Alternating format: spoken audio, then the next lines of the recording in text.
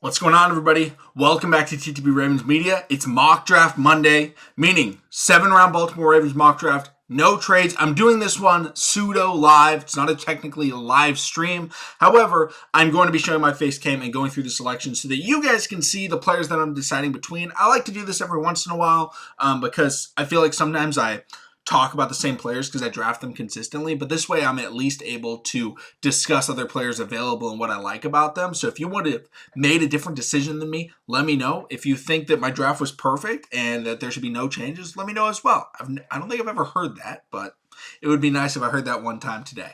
But let's jump right into it. All right, here we go. Here's the mock draft screen. We're going to enter the draft, but as you guys can see, the settings, we've got obviously 7 rounds. We have public board. I'm actually going to shift this. I like to do just a little bit more of the PFF board. And then care for positional value, not necessarily huge. Draft for needs, yes. Randomless, not crazy random. This looks perfect. Let's enter this draft. Hopefully, okay, Caleb Williams went 1. I like that. But just looking at the draft right here, Caleb Williams, Drake May, Joe Alt to the Pats, Brock Bowers. Odunze went before Marvin. That's a little bit weird, but whatever. Brian Thomas Jr., Adonai Mitchell. So we've got a little bit of a wide receiver run going on right now. Let's see who's available. So first off, Jackson Powers Johnson. I see a lot of people really wanting this guy. He can play guard. He can play center. I don't necessarily want him. I just don't like drafting interior offensive line in the first couple of rounds unless it is a surefire stud at like center. So we drafted Tyler Linderbaum, and if those guys are drafted in the first round or even the second round and they're not an all-pro or pro bowler in their first 2 years, it's a disappointment. Luckily, Linderbaum panned out. I don't necessarily want to risk another interior offensive lineman early, but that's an option. Tyler Nubin, I don't want to go safety early. TJ Tampa's looks like the number 1 corner. Fisk, I like Fisk a lot. We got Jordan Morgan, good tackle. Chris Braswell, Chop Robinson, Darius Robinson, Kingsley Sumataya, like them a lot. I'll go by positions just so that I don't forget anybody, but wide receiver looks like Lad McConkey, Troy Franklin. Wow, Keon Coleman's all the way down there. That's insane. If you guys don't know, Keon Coleman's a clear top 5 wide receiver in this draft class for me. I actually have him at 3, but I know that's a little bit of a bold take. I would not draft Lad McConkey here. So right here, this is a tough spot for me. I think I would go pass rusher. Yeah, I think I want to go pass rusher. So that comes down to Chris Braswell out of Alabama, Chop Robinson, and Darius Robinson. And for me personally, I think I want to go with Darius Robinson. I think he does what the Ravens like a little bit more. He is a run-stuffing outside linebacker that can rush the passer, that uses power. Chop Robinson, I think, is more developmental. Obviously, has the higher ceiling. He's a lot faster. He's a lot quicker. Chris Braswell's solid, but I think Darius Robinson is my edge 4 in the class.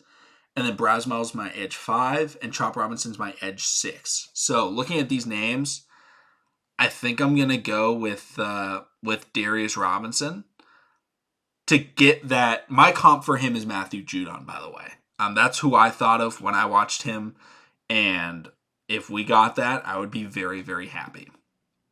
Now, if there was just quickly discussing, if there was a tackle or something like that had been available, that wasn't necessarily, let's see who went before, right? If Tyler Guyton was available, I definitely would have taken him. I would have strongly considered Brian Thomas Jr., but again, I think Keon's better. I would have taken Kool-Aid. I would have taken Cooper DeJean. I would have taken Mims. I don't necessarily want to go edge first, but I feel like in that spot, it was the best place I could go. Next up, now I think we can look for offensive line. We do have Christian Haynes, who I do like a lot, but again, I don't love going guard early. So we do have Blake Fisher available, who I do like. We can pull up his PFF. I just like to do this for size. 6'6", 312. Love that. That's great size. But at the same time, Dominic Pooney will be available likely next round. And Dominic Pooney can play tackle or guard. So maybe we wait on him. Maybe we check out the wide receivers. Round 2 wide receivers. I don't love any of these guys. I like Javon Baker a lot. I think if we got him in round 3, I'd be really happy. But I don't think he's necessarily a round 2 wide receiver. Christian Haynes, really good. Kyrie Jackson, I like at corner. But we already did go defense. So I think I am going to go offensive line. And I think I'm going to go Christian Haynes. I know he has really good size. I mean, 313 at 6'2" for an interior guy. I think I want to do that. I think I'm going to go with Christian Haynes. Even though I don't love going guard round 2, I just don't think the wide receiver options are great. And, you know, maybe there was a corner that I was in love with. I would draft them. But I'm not crazy happy with this draft so far. Next up, we have Blake Fisher available still. That gets me really excited. Yeah, I think we got to go Blake Fisher here. That is a great value pick.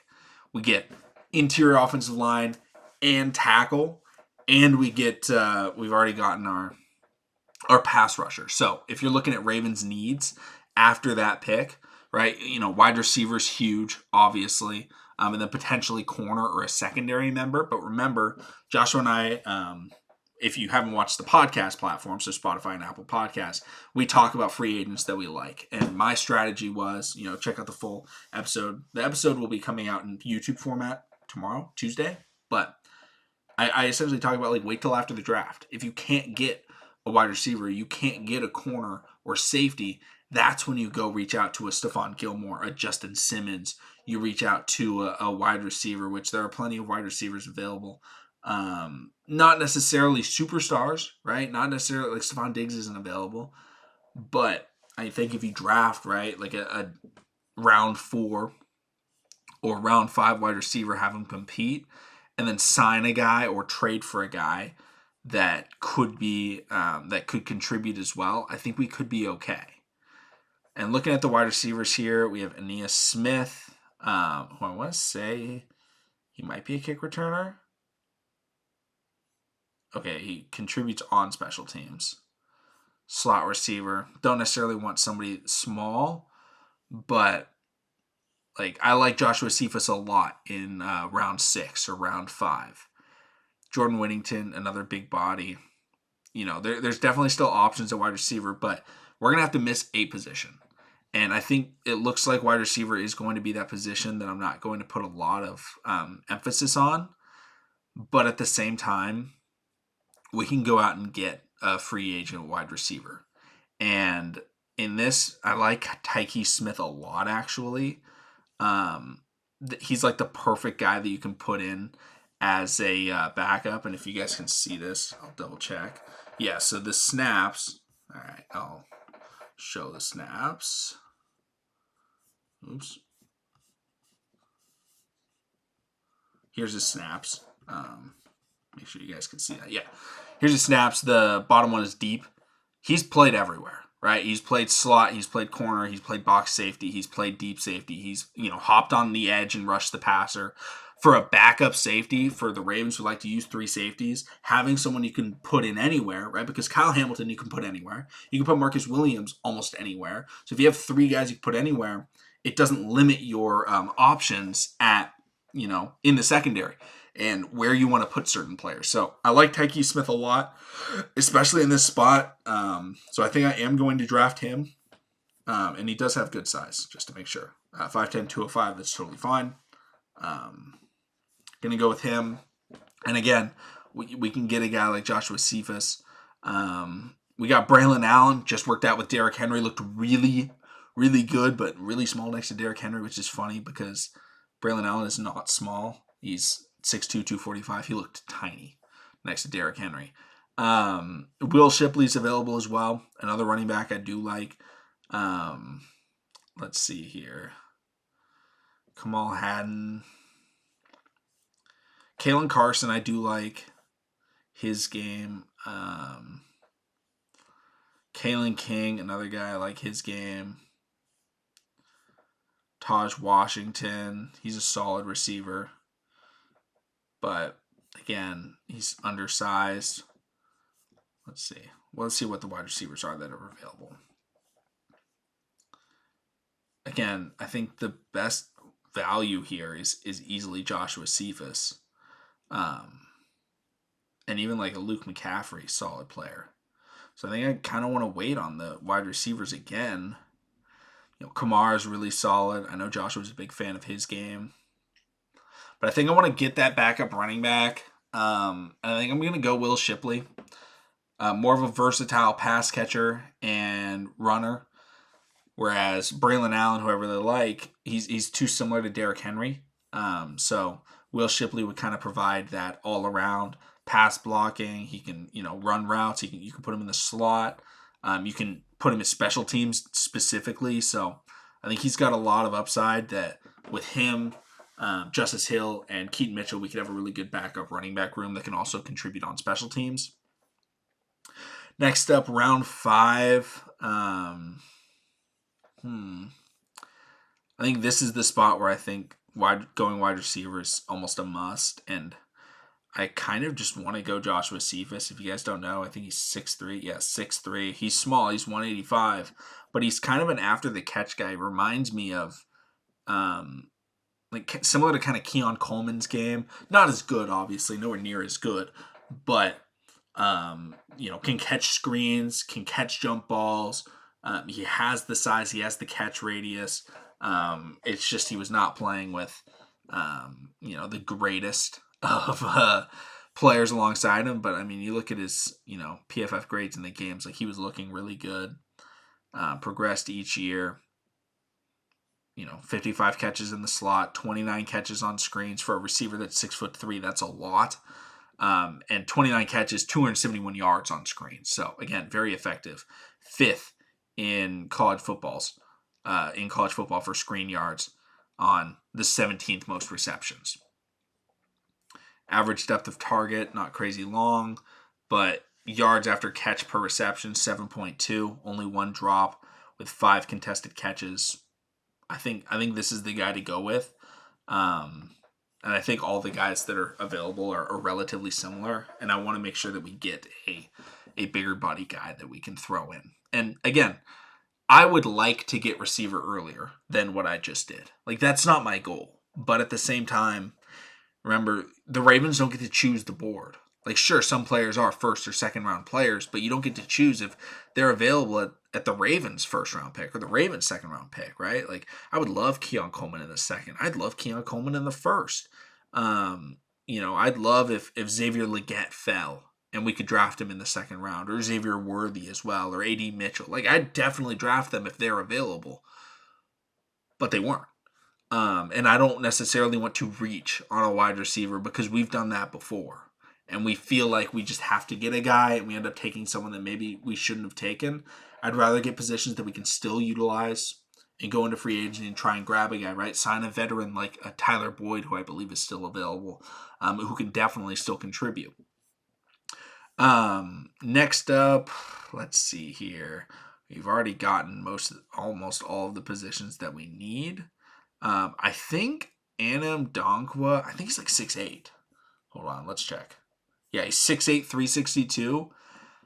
I could definitely consider drafting him as another developmental, similar to Daniel Falele, of developmental tackle that, maybe works out, maybe doesn't, but getting depth at tackle is never a bad thing. And at his size and length, I think it's worth a shot for someone that's been a left tackle that definitely needs to get better. But at this point in the draft, you're taking long shots, and I think getting tackle depth is always good. That's my thought process. So I'm gonna go with him. Next up, round 7, we have 2 picks remaining. So let's see here. Maybe we take another shot on wide receiver. Zachariah Franklin, I think he's a little bit bigger than the other guys. Yeah, 6'1", 185. Ledietrich Griffin. Let's see. Again, a kick and punt returner. Like maybe we would go with him. Get another guy. I think that's what we're gonna do. I think we're gonna get Ledietrich Griffin. Remember, we lost Evan Duvernay. Getting a player that we can put at punt returner and kick returner alongside a guy like Will Shipley, we can test them out and see if one of them can end up becoming our starting guy.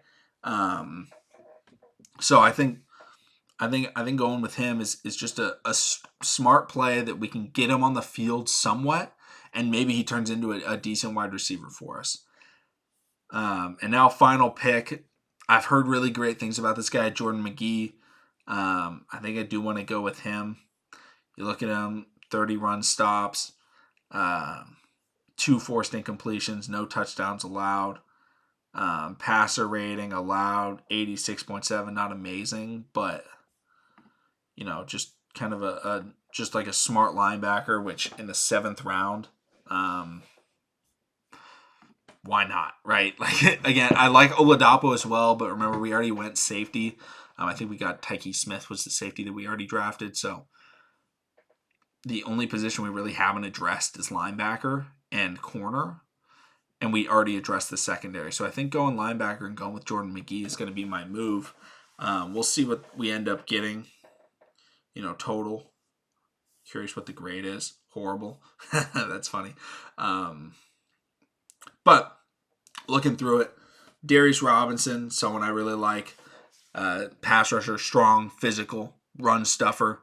And then you got Christian Hayes, good, can block in zone, can block for the run, can block for the pass, good size at guard. And then we shore up the offensive line with Blake Fisher.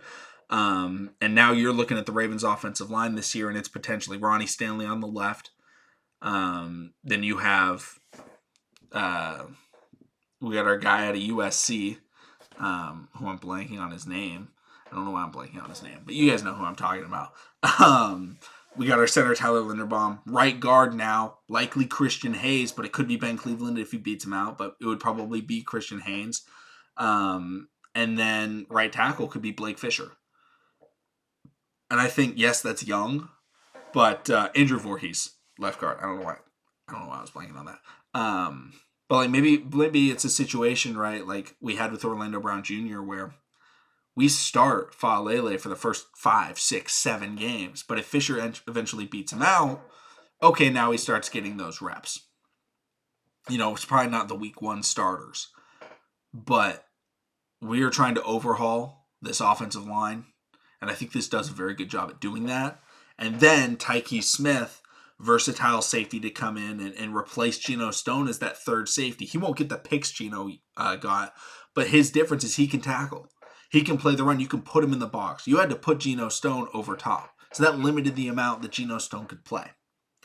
Will Shipley, drafted him because we needed a backup running back, especially while Keaton Mitchell is recovering. And he has potential to be able to return some kicks and some punts. And then he can pass block. He can catch out of the backfield. You can put him at slot. You can throw to him. And as a backup for Derrick Henry, I think it would be a really nice option. Finally went wide receiver with Joshua Cephas. PFF does not like Joshua Cephas. Clearly, they gave me an F. Joshua Cephas, big body, 6'3", can catch the ball underneath, can catch the ball on the sideline, can catch the ball over the middle. He doesn't drop the football. He only had 1 drop last year. And then he can run after the catch. And that's what this Ravens team is trying to do, right? Get guys that are explosive in space. That's what Todd Monken wants, right? You can throw a screen to Zay Flowers and have Joshua Cephas block. You can throw a fake screen to Joshua Cephas and hit Zay Flowers on a wheel route, whatever it is. You can use them in a lot of different ways. Next up, Anim Donkwa out of Howard. Big 6'8" tackle. You can absolutely develop him, and hopefully he becomes a starter at some point. But at the same time, that's just a good sized tackle that, even if he doesn't ever start, this is a 6th round pick. You're not expecting 6th round picks to be Pro Bowlers. If you can get them to help guys in practice, right? You're now trying to push 6'8", 350 pounds. That's difficult.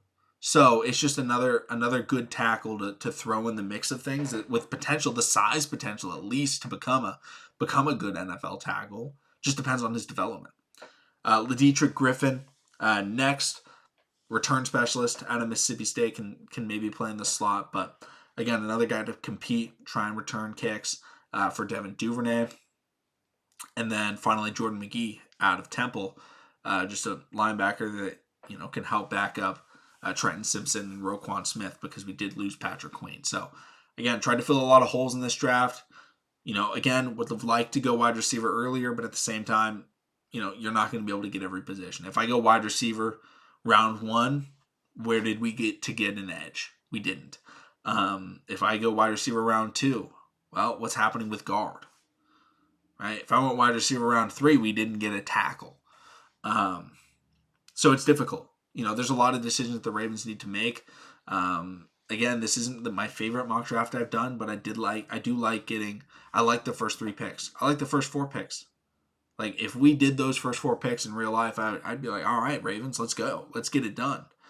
And it just comes down to what they do in free agency after, right? Like, if the Ravens did this and then didn't sign a wide receiver in free agency, it would not be good. But if they do this and then they sign a good wide receiver, all of a sudden you're looking at this draft and you're like, wow, this is a great class.